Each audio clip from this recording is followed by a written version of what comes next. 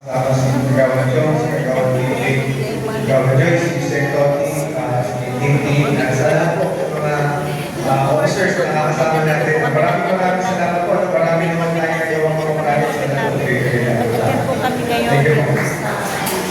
Ayan, maraming salamat po. Ayan, simulan na po natin ang ating program. So guys, ayan. Republic of the Philippines, Marikina City, Barangay Santo Niño. Ayan guys. Community Relations Unit ng PF. Ayan. Ayan, palakpakan na si Ma'am. Thank you. Ayan. Ilog po. Ayan, and hello po, si Kagawad Branding Chavez. Kagawad. Hello po, good morning po Kagawad. Gamaya ko na kainin niya. Dito muna ako mag-video. Bibidyo ko muna kayo para ma-share natin, di ba? Pwede ko po kayo i-video? Ayan yung mga Bureau of Fire Protection dito sa Marikina. Ayan guys. Busog na po ba? Busog na. Ayan guys ah. Gusto ko lang i-share sa inyo. Gusto ko guys i-share sa inyo ito. May mga first time. Seminar. Sa inyo mamaya. Joke lang. So, first time. Nangyari sa panahon ng So, pag-ibig. ako nga po ba para sa Life safety seminar and drill guys. Ayan dito lang sa andito na guys yung mga Bureau of Fire Protection. Ayan. Andito yung mga kagawad. Ayan. Aside from fire safety seminar and drill, yung OLP. Kung ano ba yung kahalagahan po ng ating obligasyon sa bayan, ligtas na pamayanan. So, next. Ayan. Ayan, kung may mga cellphone naman po kayo dyan, baka naman. Kung palagi follow and share ang aming social media pages. So, sa Marikina, PFP, meron po kaming page. PFP NCR, Marikina City. Marikina Ayan po. City, And then, sa aming unit, Marikina City Fire Station Community Relations Unit. Ayan, and then, hindi naman kami papahuli. Dito guys, andito yung mga may mga police officer din tayo guys dito sa Marikina. Ayan. So, hindi naman po hassle sa inyo, palike, follow, and share na lang po. Ang hindi mag-like, follow, and share, hindi magkakajowa. Picture ko ngayon para malapit. So, proceed tayo next. Ayan, para sa mas mabilis na access, meron po kaming QR code. Ayan, may QR Pamparaming code ng sila guys. followers, diba? Para kumita naman yung page namin. Ayan. So, next. Ayan. Ayan, yung mga yung... Ayan, sa BFP, meron din po kami emergency medical services. Ayan. So, meron po kami nakabase sa nangka. Meron din po kami nakabase sa INC. So, dalawang ambulance po meron kami. And then, yung aming personal protective equipment. Yan po yung... Sino po makakahula kung ilan yung total na bigat po mo? May tikas. Ayaw na nag-react. Hindi na kailangan ng pera. Kahit ano pa po. Dating pa lang namin nag-register na. So, ilan po yung estimated na bigat po ng ating score? Helmet, barcode, counter boots, STPA. Ayan. Ha? 15? So, ako na sasagot. Ito na kasama ko si Aling Press guys. 25 kilograms. So, estimated pa lang po yun ha. Paano pagkakasama? Diba? So, bibigat sa salado. Plus yung timbang mo at saka yung pressure. Siya yung So, chairman. imagine niyo na lang kung gaano po Senior citizen dito sa merkado. Siya yung kasama ko. Kita yung teachers, Mami, Crescentia. So, ang pinag-train meron din sa rescue force. So, sila yung elite force na BNP. So, sila yung may mga specialized training sa pag-akyat. Ayan, Special Rescue Force. Ayan, sa mga na-trap sa mga building, sila po yung mga may special and then, kung may nalulod, sila rin po. Isa rin po sila sa nagre-rescue. Sabi nyo, kit-kit sila yan. What is fire? What is Saan po fire? ba ang apoy? So, fire is a chemical reaction involving rapid oxidation or burning of fuel. So, meron po kasi tatlong essential elements ng fire. Ano po ba yun? Oxygen, Kikinig Heat and ano po? Fuel, di ba? Tatlong essential elements of fire na pag pinagsama-sama nga nagkaroon po ng chemical reaction, doon po nabuo yung fire. So, next. So, fire po sa unang destructive. Pag kontrolado po natin siya, makakapagdulot po siya ng, siyempre makakapagluto tayo ng pagkain, makakapagbigay ng liwanag, at makakapagdulot ng init. So, pag hindi na natin siya kontrolado, ayan po yung magiging epekto, destruction. Sabi nga nila, di ba rin ang nanakawan, huwag lang masunugan. Dati pag nasunugan, ano pong mangyayari? Ubos, di ba? Yung lahat ng naipundar mo, ubos. Tupok lang. Seminars, katulad dito, para po maiwasan natin ang sunog. Di ba? Sa impact na ng appliances na hindi po ginagamit, di ba? Kain nyo na po yung merienda nyo. Di ba? Makakaiwas na po tayo sa sunog. Merienda na po. At makakatipid rin po tayo sa kuryente. Di ba? Next. So, yan po yung tatlong essential element ng fire. Yan po yung tinatawag namin fire triangle. So, meron tayong oxygen. Yung oxygen, nandiyan na po yan sa paligid. Yung heat, ayan, ang example ng heat natin, heat sources. Yung sound, mga appliances natin. Oo. Compressor of gases. And then, yung fuel. Ano po ba yung fuel dito po sa fire triangle? Para natin kung paano siya papatayin. Di ba hindi lahat tubig ang solusyon ng po? Di ba? Pag electrical fire pa, gagamit po tayo ng tubig. Pakinggan. Hindi. Halimbawa, mantika yun, nasunog, nagluluto ka. Mantika. Gagamitan mo po ba ng tubig? Hindi rin.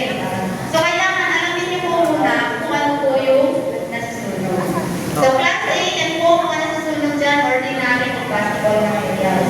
Ano ba yun? Katulad po ng wood, paper, rubber, fabrics, and many plastics.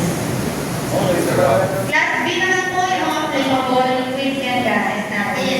Katulad po ng gasoline, mga oil, mga pintura. Ayan, lacquer and tar.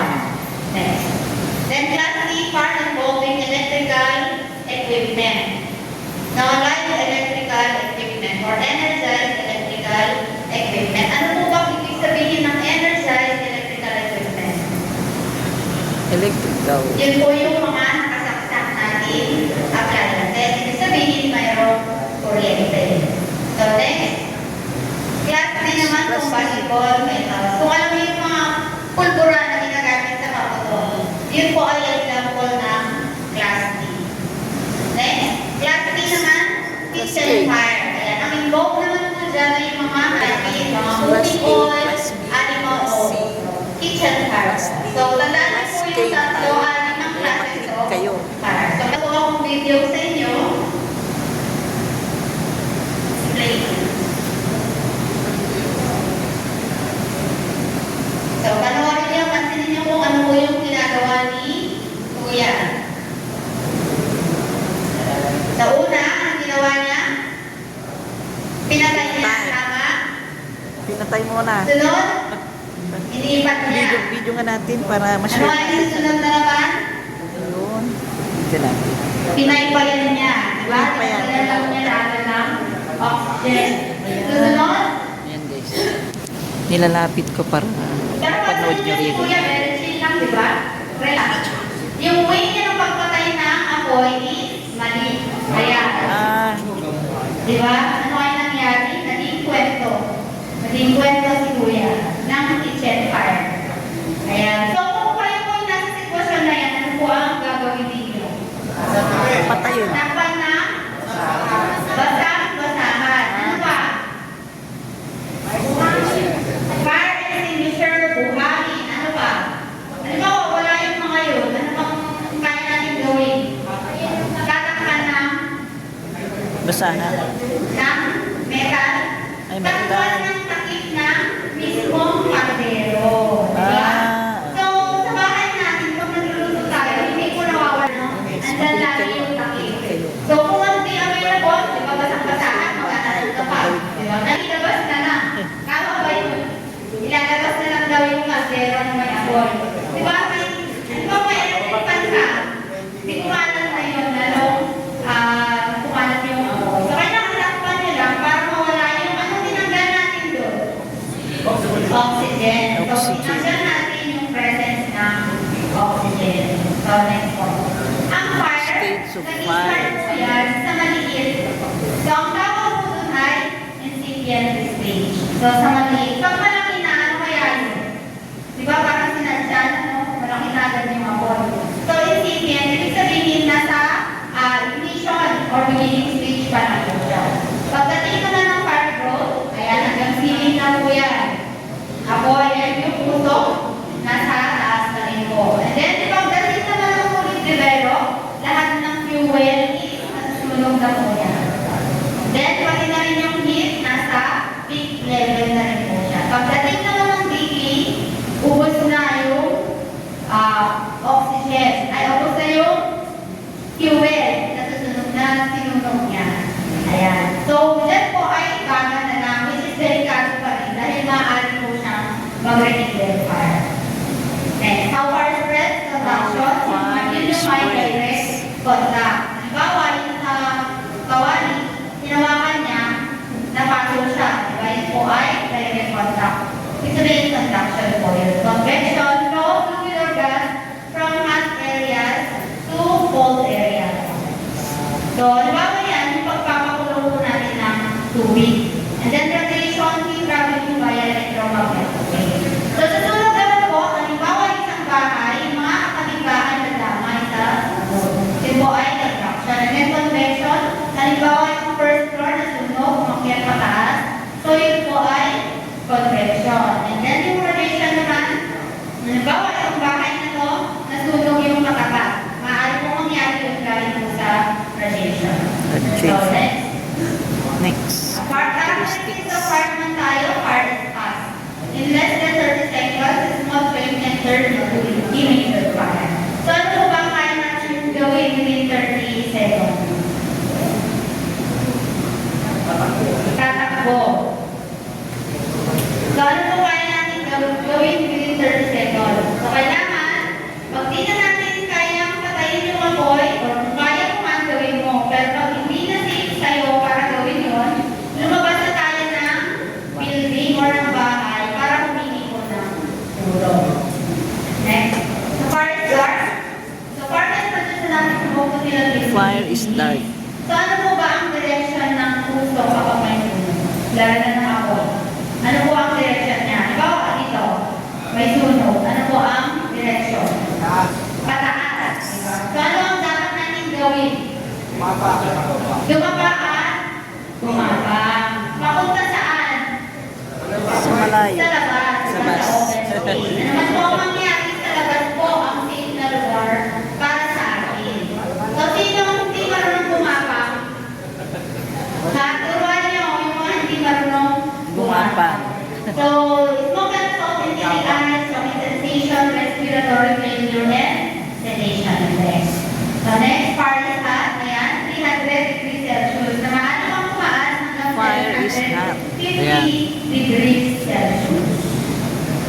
So, most people who died in fires died of suffocation. So, hindi daw sila namatay dahil nasunog sila, kundi dahil sa suffocation. Next. Wala na. So, common Common causes of fire. So, paano na tayo mag-check na ating Common mga causes of fire. Leaking gases too. sa bahay? Paano po ba? Diba? Bubble test. Ayan. Yes, Yung full pump lang.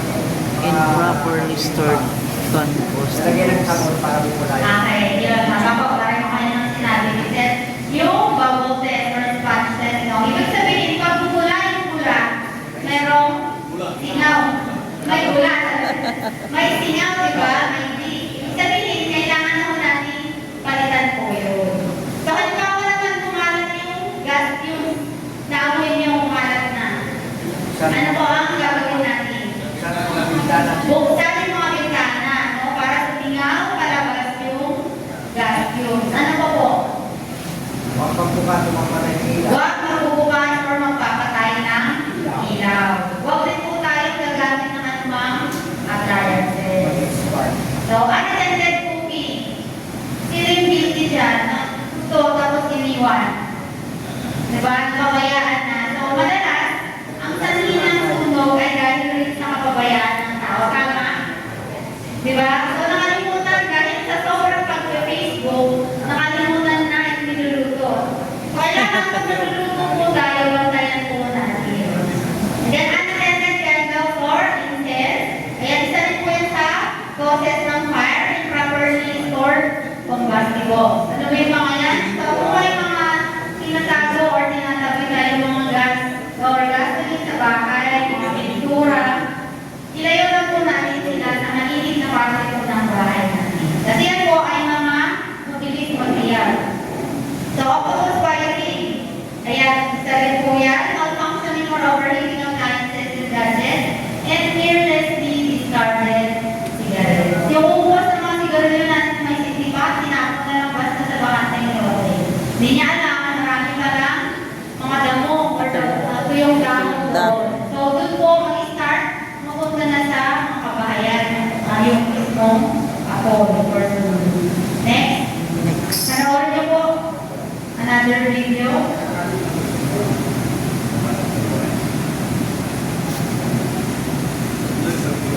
Ayan, nakita niyo po si Sir na nag-delete. So ayan, sabi ni Sir, sa kay-ate na nag-live, tawag ka ng bumbero. Pero anong ginawa ni ate?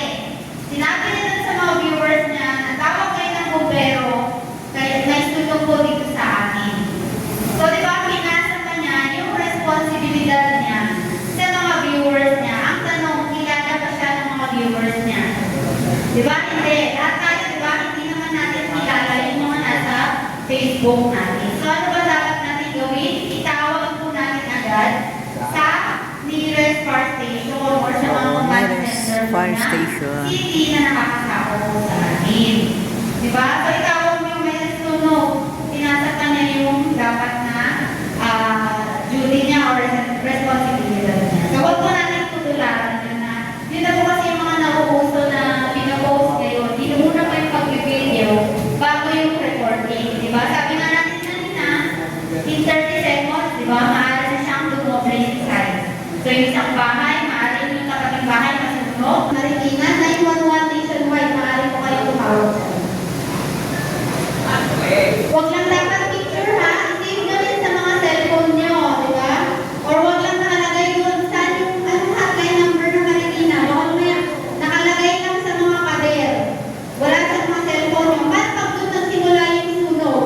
Di ba? Wala na kayong contact number. So kailangan nakasave po yan lahat ng mga cellphone po ninyo. Sa mga taga-Marikina, yan ang hotline number. Ayan. Sa easy access po ng aming page, ayan po yung aming QR code. Ayan, may Okay, send ko na yung call. Dito.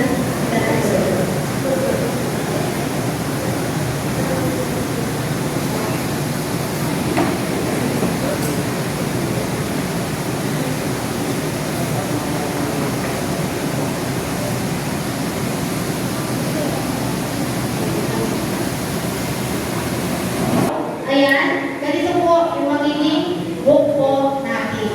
So, lahat ng activities na gagawin po natin sa OLP, ilalagay po dito. So, mamaya isa-isa rin natin.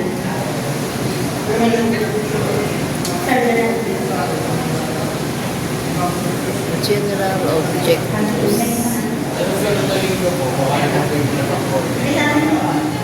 Master plan programs. Yan. Doon muna sa mga. So, yan po yung house-to-house survey form po natin.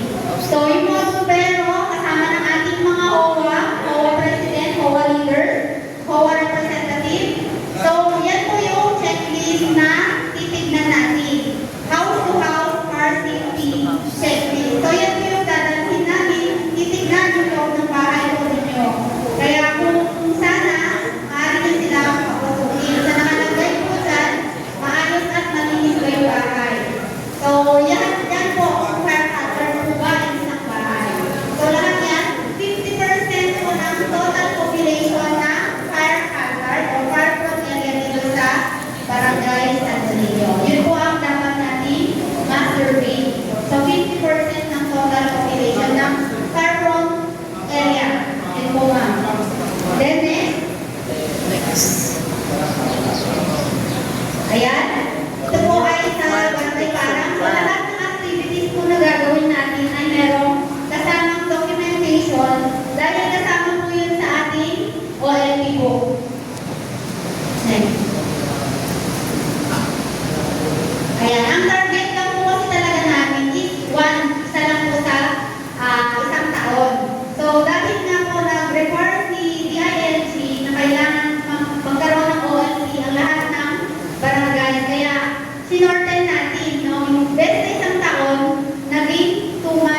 starting this May hanggang sa June, dapat matapos po natin. So, what is CPAP? Either sa na dun sa CPAP natin, sa SAPO.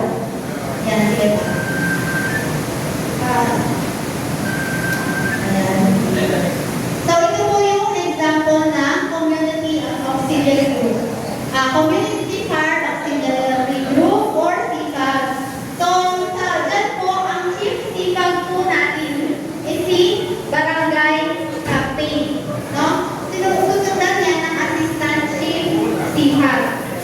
So, after yan, yung ating communication unit. And then, evacuation unit.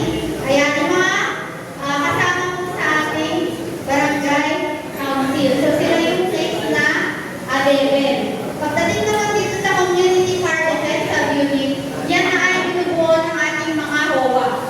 Okay, yung mga HOA president natin, yan na. Mag-a-assign na si Sir kung sino yung in charge sa zone 1 hanggang zone 7. So, kailangan mag-assign na po tayo. No, at least, mas mabilis yung responde. Habang naghihintay po ng pumpero, meron na po tayong ginagawa. No, ikaw ay yung parang officer natin, bawat OWA. Ay mga naka-assign. Sila na po muna yung first responder bago po dumating yung pumpero.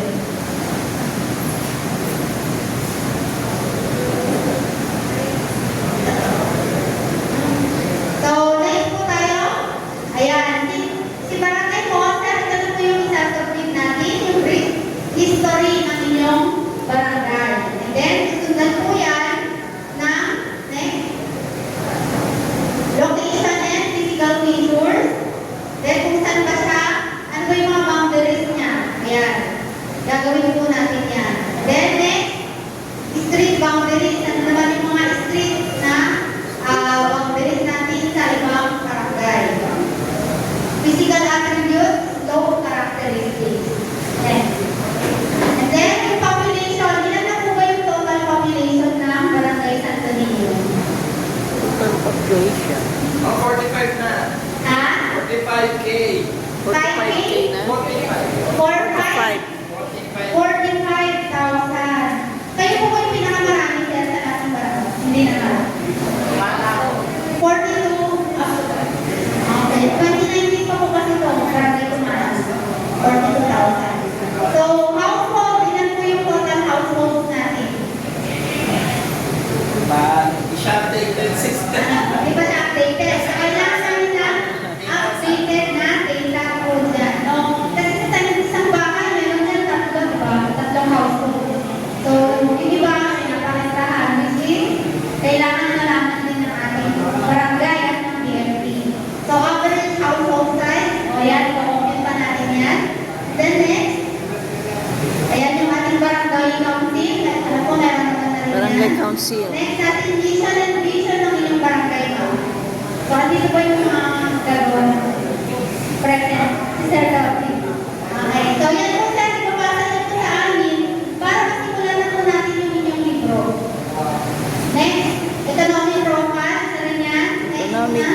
Ayan, kung ano yung mga facilities na nandito sa Santo Niño. Barangay Santo Niño. Fire station. Meron. Barangay. Sa Tayain na yun. So, kung wala po ang barangay. And then, sports facilities, meron po ba tayo? Sa SK, yung mga covered court. Ayan. And then, school facilities, ito, di ba? Dalawa yun na siya sa high school. And then, protective facilities, ayan, gaya ng ating mga police precinct, meron tayo. Ayan, barangay mo, siyempre, sa next. Ilang ano? So, ano ba yung i-fill out natin o kailangan natin malaman? No? Sa form 1, ayan, yung risk assessment report. So, ito na ngayon, ano ba yung mga maaaring maging sanhi ng sunog? So, tayo,